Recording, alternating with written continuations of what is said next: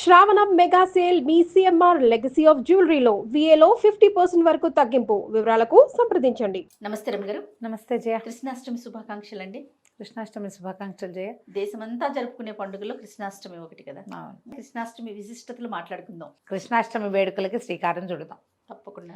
కృష్ణలీలలు ఎన్నిసార్లు విన్నా, ఎంత చదివినా, ఎంతమంది చెప్పినా అని కొత్తగానే ఉంటాయి. భాగవతం దశమస్కంధం చెప్పుకున్నాం మనం. మార్గశిర మాసంలో మన వాళ్ళు ప్రతిసారి వేస్తారు. గర్భవతులు కృష్ణగాథలు వింటే చక్కని కుమారులు కలుగుతారు, మానసికమైన ఆహ్లాదం కలుగుతుంది. అవకాశం ఉన్న వాళ్ళు భాగవత కథాసుధని వినండి. అయితే కృష్ణాష్టమి, గోకులాష్టమి నాడు ఈయన జన్మించాడు. సాధారణంగా అష్టమి అమ్మవారి జన్మదినంగా చెప్తారు. అమ్మవారి జన్మదినం అంటే పరదేవత యొక్క జన్మదినం. ఆమెకి అష్టమి తిథి ఇష్టమని అష్టమి నాడు అభిషేకాలు అవి కూడా చేస్తారు. అదే అష్టమి నాడు మన కృష్ణ పరమాత్మ జన్మించాడు. ఆ రోజున కృష్ణుడికి పుట్టినరోజు వేడుకలు చేసుకుంటాము. ఉయ్యాలు వేస్తారు, ఉట్టి కొడతారు, కృష్ణ పాదాలు వాకిట్లో ఇంచి ఇంట్లోకి వస్తున్నట్టుగా వేసుకుంటారు. చేత్తోటి వేసేవాళ్ళు, ముద్రలు కొనుక్కొచ్చి వేసేవాళ్ళు, ఎట్లా కుదిరితే అట్లా ఇంట్లో ఉయ్యాలు వేసుకుని ఉయ్యాల ఊపుతూ కృష్ణగాథలు ఏవైనా పాడుకుంటూ కృష్ణుడికి ఇష్టమైన రకరకాల పదార్థాలు, ఆయనకు అది ఇష్టం ఇది ఇష్టమని ఎన్నో కథల్లో విన్నాం. పెరుగు, మీగడ, వెన్న, పాలు అవన్నీ ఇష్టం. వెన్న మీగడ పెట్టుకుంటారు, శొంఠి పొడి పెడతారు కొన్ని చోట్ల, ఇవి కాయపొడి పెడతారు. ఎందుకంటే అప్పుడే పుట్టాడు కాబట్టి బాలింతకని, కృష్ణుడికని కాదు ఆ పెడతారు, తల్లికని శొంఠి పొడి పెడతారు. తర్వాత చెక్కిలాలు, పిల్లలకి ఇష్టమయ్యే పదార్థాలు ఎక్కువ నివేదన చేస్తారు. చెక్కిలాలు, చేగోడీలు, రకరకాల కరకరలు, కరకజ్జము, పంచకజ్జాయము, తర్వాత ఏమో పంచామృతాలు, గవ్వలు, చేగోడీలు, అలాంటివి అన్ని రకాల కరకరలాడే పదార్థాలు, పాయసాన్నము, ఎన్ని చేస్తే అన్నీ.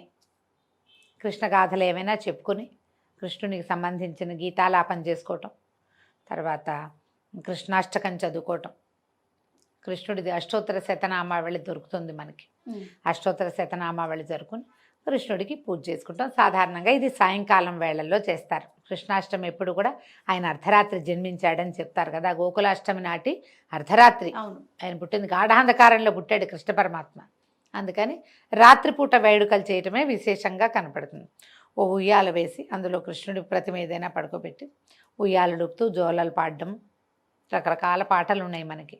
ఏదో ఒక పాట పాడుకొని కృష్ణుడికి ఉయ్యాలు వేసి ఊగించుకోవచ్చు. పుట్టినరోజు వేడుకలు అనగానే మనం బర్త్డే చేసుకుంటాం కదా, అలాగే కృష్ణుడికి కూడా బర్త్డే చక్కగా చేసుకుంటే, ఇంట్లో ఎవరైనా చిన్న పిల్లాడు ఉంటే వాడికి కూడా ఒక కృష్ణ వేషధారణ చేయించి బాలకృష్ణుల్ని ఇంట్లో వెలయించుకోవటం. ఏది కుదిరితే అది చేయొచ్చమ్మా, ఏదో ఒకటి చేయొచ్చు. భగవద్గీత చదువుకోవచ్చు, భాగవత దశమస్కంధం చదువుకోవచ్చు, మహాభారతంలో కృష్ణుడు కనిపించేటువంటి ఘట్టాలు అవి చదువుకోవచ్చు. ఏవి కుదిరితే అవి చదువుకోండి. కృష్ణ తత్వాన్ని తెలుసుకోండి. నీ పని చెయ్యి నువ్వు. అది ఏమవుతుంది, ఎలా అవుతుంది, రేపేమవుతుంది, నేను ఉంటానా పోతానో ఏం ఆలోచించద్దు. కేవలము కర్మలు చేయాలి మనం, అంతే. ధర్మాన్ని యథావిధిగా పాటించు. భగవంతుడు చెప్పింది అదే కదా, భగవద్గీత సారం కూడా అదే. అవకాశం ఉన్న వాళ్ళు ఎవరికైనా ఒక భగవద్గీత పుస్తకమో ఒక భాగవత పుస్తకమో ఇవ్వండి కృష్ణాష్టమి నాడు. మీ అవకాశాన్ని బట్టి మీరు ఏం చేయదలుచుకుంటే అది చేయటం. సమీపంలో ఎక్కడైనా వేణుగోపాల స్వామి దేవస్థానాలు అలాంటివి ఏమైనా ఉంటే చక్కగా వెళ్ళి దర్శనం చేసుకోండి, కృష్ణుడిని తలుచుకోండి బాగా.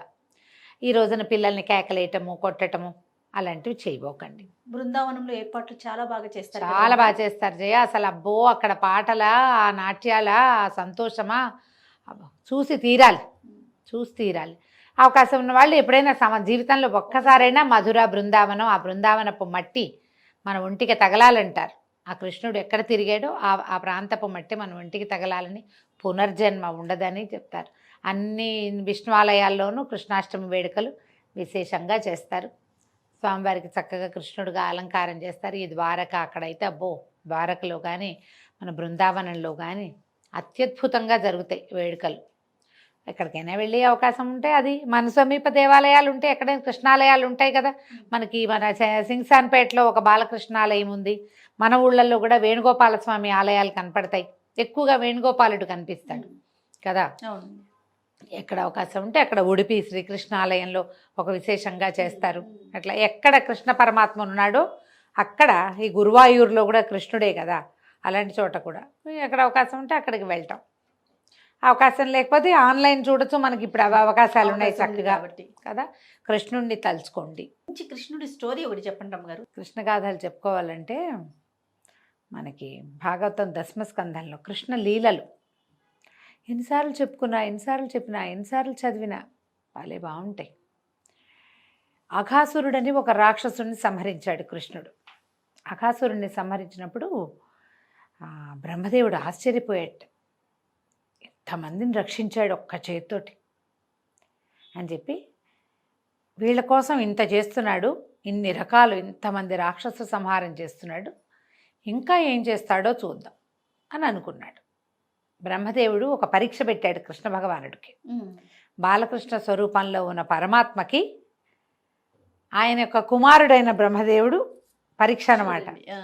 ఏం చేశారట, ఆ రోజు ఉదయం పిల్లలు మొత్తం గోకులంలో ఉన్న పిల్లలందరూ చిన్న చిన్న పిల్లల్ని ఒక 5 సంవత్సరాలు దాటాక 7వ సంవత్సరం అట్ట వచ్చాక అంత ఎత్తు అవుతారు కదా, వీళ్ళకి దూడలను అప్పచెప్పేవాళ్ళు కాపలాకి. ముందంతా దూడలు, చిన్న దూడల్ని తీసుకుపోవటం. ఒక 8వ ఏడు 9వ ఏడు వచ్చి కొంచెం కాలు సాగి బాగా అలవాటయ్యి దూరం నుంచే తమ గొడ్లని గుర్తుపట్టగలరు, పశువుల్ని గుర్తుపట్టగలిగే వయసు వచ్చేసరికి వీళ్ళకి పెద్ద ఆవుల్ని దూడల్ని కూడా అప్పచెప్పేవాళ్ళు. కొంచెం ముందుకు వెళ్ళారు వీళ్ళు, ఈ పిల్ల గుంపంతా. వెళ్ళాక ఏమైంది, ఒకరోజు ఆ రోజట ఈ అఘాసుర వధ తర్వాత పిల్లలంతా ఆవుల్ని ఆలమందల్ని తోలుకుపోయారు. మరి భోజనాలకు కూర్చున్నారట. అసలు ఆ చల్దులు ఆరగించటం అనే ఒక హెడ్డింగ్ పెడతారు పోతన్ గారు. ఎంత సరదాగా రాస్తారో. వ్యాస భారతంలో అన్నం పంచుకుని తింటున్నట్టు కనపడుతుంది వ్యాస భాగవతంలో. పోతన్ గారు తన తెలుగు ప్రావీణ్యం అంతా చూపిస్తారనమాట. అబ్బో, పిల్లలందరూ మీగడ పెరుగు కలిపిన అన్నం, వేళ్ల సందుల్లో ఆవకాయ ముక్కలు, మా ఊరగాయ ముక్కలు ఇరికించుకుని ఒక ముద్ద తింటూ దాని రుచిని ఆస్వాదించటం. పిల్లలంతా కూర్చుని తింటూ ఉంటే ఈ పిల్లల్లో కొంతమంది ఆవులు ఏవి కనపడలేదు. మామూలుగా ఆవులు వీళ్ళ చుట్టూతా నిలబడతాయి, పిల్లలంతా గుండ్రంగా కూర్చుంటారు. అన్నాలు తిని మైమరిచిపోయి ఉన్నారు. నా పెరుగుని తీసుకో, నా మీగడ తీసుకో, నీ ఆవకాయ ఇవ్వు, మీ ఇంట్లో ఆవకాయ బాగుంటుంది, మీ అమ్మ బోల్డ్ మీగడేసి పెడుతుంది, మా పావులు వాళ్ళకి అంత రుచిగా లేవు, మీదివ్వు అని లాక్కుని పీక్కుని గందరగోళాల్లో ఉన్నారు. ఆవులు ఏవి అనగానే చూస్తే వెనకాల ఉండాలి ఆవులు అన్నీ ఒక చోట గుంపుగా. వీళ్ళు అన్నాలు తినే సమయాలకి అవి అక్కడ ఉంటాయి, కనపడలేదు. కనపడపోయేసరికి పిల్లలు అందరూ లేవబోయారు. కొంతమంది కృష్ణుడు అన్నాడు, కూర్చోండి తాపీగా తినండి, నిదానంగా నేను చూసొస్తానన్నాడు. లేచి నడుస్తున్నాడు. ఏవి ఆవులు లేవు, దూడలు లేవు. ఆవులు దూడలు లేవు. వెనక్కి తిరిగి చూశాడు. ఇప్పుడు పిల్లలు కూడా లేరు. ఆవులు లేవు, దూడలు లేవు, పిల్లలు లేరు. నవ్వాడు. నవ్వుతూ ముందుకు చూశాడు. ఆవులున్నాయి, దూడలున్నాయి. మళ్ళీ వెనక్కి చూశాడు. పిల్లలు ఉన్నారు. సాయంకాలం అయింది. సాయంత్రం అయ్యేసరికల్లా తల్లులందరూ వేచి ఉంటారు. వీళ్ళల్లో 9 ఏళ్ల పిల్లలు ఉన్న వాళ్ళకి 5 ఏళ్ల పిల్లలు కూడా ఉంటారు. కొంతమంది పిల్లలు సాయంత్రం తల్లి దగ్గర పాలు తాగే పిల్లలు కూడా ఉన్నారు ఇందులో. తర్వాత దూడల్ని తీసుకొచ్చారు. వాటి తల్లుల్ని తీసుకొచ్చారు. వాటి చిన్న దూడలు, వాటికి చిన్న చిన్న దూడలు ఉంటాయిగా. అందరూ సాయంత్రం అయ్యేసరికల్లా అంత ఆవాల గోపాలము వేచి ఉంటుంది. చిన్న పిల్లల కోసం తల్లులు, ఆవు దూడలు, ఆవుల కోసం ఆవుల దూడలు, తమ పిల్లల కోసం గోపకాంతలు. సాయంకాలం గోధుళ్ళు రేగింది, మొత్తం ఆవులన్నీ వచ్చేసినాయి. పిల్లలంతా వచ్చేసారు. వేణు ఊదుకుంటూ కృష్ణ పరమాత్మ కూడా వచ్చేసాడు. బలరాముడు భుజాన ఇది వేసుకుని, ముసలం వేసుకుని తను నడిచి వచ్చేసాడు. అందరూ వచ్చారు. అంతా సజావుగా జరిగిపోయింది. ఏడాది కాలం పాటు రోజు ఆవులు దూడలు వెళ్తూనే ఉన్నాయి. పిల్లలు వెళ్తున్నారు, సద్దులు ఆరగిస్తున్నారు, తిరిగి వచ్చేస్తున్నారు, జరిగిపోతారు. ఒకనాడు బ్రహ్మదేవుడు యథాలాపంగా భూలోకం వైపుకి చూశాడు. చూస్తే ఆవులు దూడలు అన్నీ కనపడుతుంది. ఆశ్చర్యపడి, ఇదేంటి ఇట్లా ఎలా వెళ్ళిపోయారు వీళ్ళు, నేను దాచిపెట్టే కదా వీళ్ళని. ఆయన తను దాచిన చోట చూశాడు. గుహలో ఉన్నాయి ఆవులు దూడలు, ఆలమందలు, మొత్తం గోపకుమారులతో సహా అంతా గుహలో ఉన్నారు, బయట ఉన్నారు. వాళ్ళందరి మధ్య కృష్ణుడు తిరుగుతున్నాడు. అర్థం కాల, నా సృష్టి కదా ఇది, నేను సృష్టించకుండా వీళ్ళంతా ఎట్లా వచ్చారు? నేను ఎవరిని సృష్టించానో వాళ్ళని నాకై నేనే గుహలో దాచిపెట్టా. నేను సృష్టించకుండా ఒక దూడైనా వచ్చే వీలు లేదు కదా, ఇవన్నీ ఎట్లా వచ్చినాయి? ఆయన ఆశ్చర్యపోయి ఇక ఇది ఎక్కడ ఇంచి వచ్చినాయి ఈ ప్రతిమలు అని ఒక్కొక్క బొమ్మని పరకాయించి చూడడం మొదలుపెట్టాడు. చూస్తే ఒక ఆవు ముఖంలో కృష్ణుడు, ఒక దూడను పరకాయించి చూస్తే కృష్ణుడు, గోపాల బాలుడు, ఒకడు పొట్టివాడు, పొడుగువాడు, బొద్దువాడు, రంగు తక్కువవాడు, రంగు ఎక్కువవాడు, సామంచాయవాడు, ఎర్రనివాడు, గుండువాడు, పిలకవాడు, బొద్దుగా ఉన్నవాడు ఒకడు, లడ్డు, అన్నీ కృష్ణ స్వరూపాలే. ఎన్ని ఆవులు, ఎన్ని దూడలు, ఎంతమంది గోపకుమారులు! ఒక్క బలరాముడు, ఒక్క కృష్ణుడు ఉంటే ఆ ఒక్క కృష్ణుడు ఈ మొత్తం స్వరూపాల రకంగా అతనే ఉన్నాడు. మధ్యలో కృష్ణుడు బలరాముడు అడిగేట, ఏమిటో కథ మారినట్టుందే అని అడిగితే, మారిని ఆ కథలో మనం ఉన్నాం కదా, మనం ఉన్నది అందుకే కదా అన్నాడు కృష్ణుడు. మనం ఉన్నాంగా. ఇప్పుడు సాయంత్రం అయ్యేసరికి బ్రహ్మదేవుడు పిల్లమేక అన్నిటినీ తీసుకుపోతే, సాయంత్రం అయ్యేసరికి ఆవుల కోసం దూడలు చూస్తాయి, పిల్లల కోసం తల్లులు చూస్తారు. ఎట్లా? అన్న తమ్ముడు ఇద్దరే వెళ్తే ఏం చేస్తారు? వీళ్ళకి గొడ్లు లేవు, వీళ్ళ ఆవులు కూడా పోయినాయి. అన్నయ్య తమ్ముడు ఇద్దరే మిగిలారు. పరమాత్ముడు యొక్క పాన్పు అక్కడ ఉన్నది. వాళ్ళని ఏం చేయలేడు బ్రహ్మదేవుడు. మిగిలిన గుంపందరినీ దాచేశాడు. వీళ్ళిద్దరూ నిలబడితే ఏం ప్రయోజనం? వాళ్ళకి ఏ ఇబ్బంది లేకుండా మొత్తం సమాజాన్ని తీసుకొచ్చేసాడు కృష్ణుడు. సంవత్సరం పాటు ఈ లీల కొనసాగింది. ఏడాది తిరిగింది. బ్రహ్మదేవుడికి అర్థమైంది, ఈ మొత్తం ప్రతి సృష్టి చేసిన వాడు సాక్షాత్తు పురుషోత్తముడు. ఆయనే ఈ మొత్తం అన్ని రూపాలు ఎత్తి వాళ్ళని సంతోషపెడుతున్నాడు. భగవంతుడు కాక మనని ఎవరు సంతోషపెట్టగలరు మానవులని? అమ్మకి కుమారుల రూపంలో సంతోషాన్ని కలిగిస్తాడు, తల్లికి ఒక ఉద్యోగికి జీతం రూపంలో సంతోషం కలిగిస్తాడు. ప్రతిదీ పరమాత్మ స్వరూపమే. ప్రపంచమే పరమాత్మతోటి నిండి ఉంది.